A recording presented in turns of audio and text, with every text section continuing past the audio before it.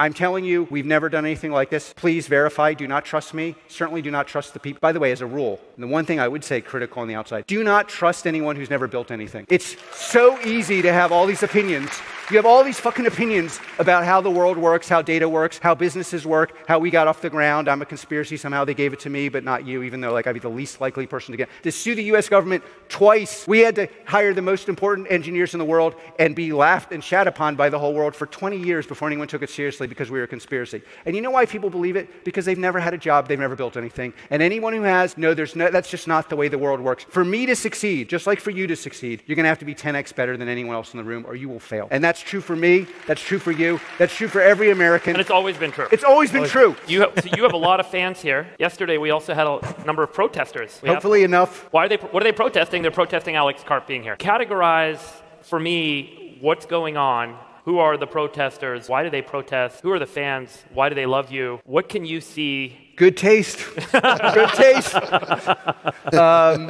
Well, there is an issue of taste, and I think actually, you always have to kind of try to steelman the other side. And so, probably the people protesting me just have heard that they should protest me. But, if you ask why could they have an argument or why should you like me, love me in some cases? Honestly, some of you guys like and love me more than I like myself, which takes a little work. But I think this audience, as an example, though, is almost unfair because builders basically learn from watching highly, highly talented people basically put a discount rate on everything anyone says and measure accomplishment based on outperformance against that discount rate. And you'll find if you're managing future builders, anyone who's Palantirian shaped, that de facto, you get street cred by outperforming against expectations where expectations are kind of multiplied against a high discount rate. So I think what you'd find in this audience is two things converging. One, the journey of Palantir is completely counterintuitive, and especially technical experts. The FDE thing was viewed as you weren't going to get a multiple. I was viewed as this magical wizard who could get the smartest people in the world to work on something that was de facto stupid. We were quote-unquote terrible at public relations, and we stood up for the U.S. government even when it was really, really unpopular. And then there are a lot of people in the audience who agree with that, but I think as importantly, look at the results. Look at the fruits we bore. Look at the people we have on our side. And then you get to the other side. And again, it would be easy just to dismiss the other side as, stupid, they don't know what's going on. Let's just take the intellectually rigorous version of why you would be against what we're doing. There's a misconception that AI and tech is going to exclude everyone who's not in this room. And so a lot of people who are protesting, actually what they're protesting is there's no way to get in this room. And in fact, the way aptitude and the way the implementation of things this work, they're just wrong. And because they've assumed that, they then go into what I would call super regressive, non-working, philosophical or empirical models where they assume the losers are noble. But actually what they're really assuming is they can't win. And then you get to more subtle things. I do think there's an issue with our lead institutions that have taken the best and brightest and most valuable things you could teach someone and have turned it into some kind of Stalinistic bullshit that is anti-correlated with everything that works in the West, which is individual accomplishment.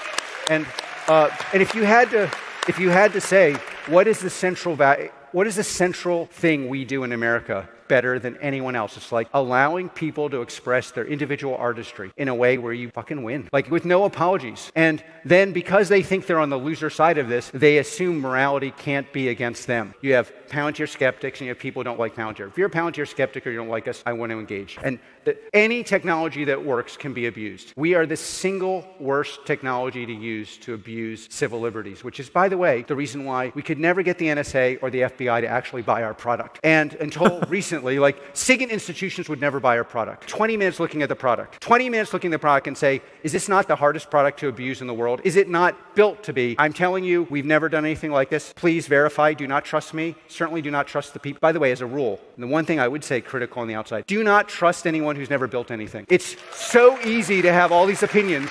You have all these fucking opinions about how the world works, how data works, how businesses work, how we got off the ground. I'm a conspiracy. Somehow they gave it to me, but not you, even though I'd be the least likely ugly person to get. To sue the US government twice. We had to hire the most important engineers in the world and be laughed and shat upon by the whole world for 20 years before anyone took it seriously because we were a conspiracy. And you know why people believe it? Because they've never had a job, they've never built anything. And anyone who has, that's just not the way the world works. For me to succeed, just like for you to succeed, you're going to have to be 10x better than anyone else in the room or you will fail. And that's true for me, that's true for you, that's true for every American. And it's always been true. It's always been true. And sorry, I got to get to this. And anyone who tells you, anyone who tells you that's not true is you are the mark. You are the mark. If you're being taught, and that's what I would tell the protesters or the college kids, you're the mark. They're telling you, I'm succeeding because I just got it handed to me, and somehow it's unfair. No one handed anything to anyone at Palantir. PG is still the best product on the market. No one even tries to compete it. Foundry, go ahead. Go try to build it. Try to organize a team of people as good as Palantirians. Go ahead, try. Try to do it for 20 years. Try to build a provisioning database. I would like to try to ask a question. Sorry, 1 second. All I want to say is I'm glad you're on our side. So then, my lord. Nicotine pouch? Try to, I don't need it. Try to build ontology and FDEs 5-6 years before anyone thought it was. Try to raise the capital. Try to be laughed at. But to your questions, no, we are not surveilling U.S. citizens. No, our data is not being used to aggregate and to create imputed weight. Because you could say, do you do it directly? Do it indirectly? That's a fair question. No. Would I do this? Don't have to believe me, but I've never done it in 20 years. And by the way, it's cost Palantir a lot of money. We never worked with China. We never worked with Russia. We never worked with adversarial. We got laughed out of the same room. Alex, yesterday we had Tucker here, and he made some references to opening borders, declining fertility rates, and actual programs for assisted suicide in Canada, all of which may speak to the West's intention of committing suicide. Do you think the West generally is committing suicide? If so, why? What gets us here? I mean, you have to disambiguate America. Like, I walked around your audience. This isn't not an audience committing suicide. This is an audience fighting to win.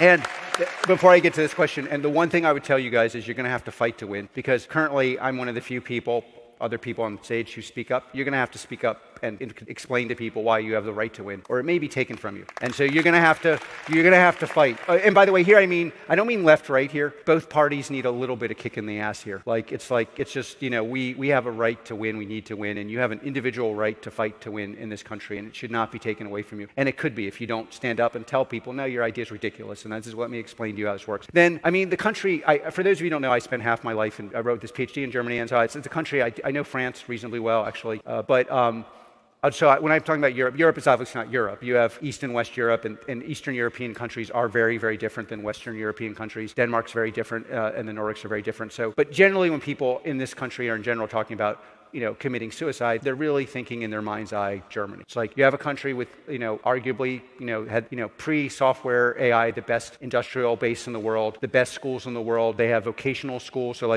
Germany, unlike, they never neglected their working class. Like you have two different kinds of vocational schools in Germany. You have for lower level and high level vocational training in Germany puts you on the factory floor doing important things, and you earn a real salary with real benefits your whole life and have rights. It has best healthcare, best life. And for those of you who embrace a lascivious lifestyle, by far the best. Think about it. And so really the highest level of data protection, highest level of integrity, best position to win. And suddenly you got, the energy, they basically blew up the energy market, they blew up immigration, and they blew up essentially, their tech scene. The way you commit suicide in the West is you stop believing that your particular culture has something superior in it. Like, yes, Germany screwed up a lot of stuff in World War II. To believe that there's nothing special, unique, and uniquely valuable about German culture is insanity. It's like complete insanity. And there's nothing wrong with saying you're proud to be German. And then last not least, and this is the thing we have to fight for the most, they become anti-meritocratic. So if you're in Germany or France and you're the best of the best of the best, you're going to wait 30 years before you have a real job. Why? Because why did they become anti-meritocratic? Well, there's, again, the people out there protesting, or the faculty members at Berkeley have taught them to protest. A lot of strays for Berkeley. Well, we can pick on Stanford. The chancellor will be in a few hours.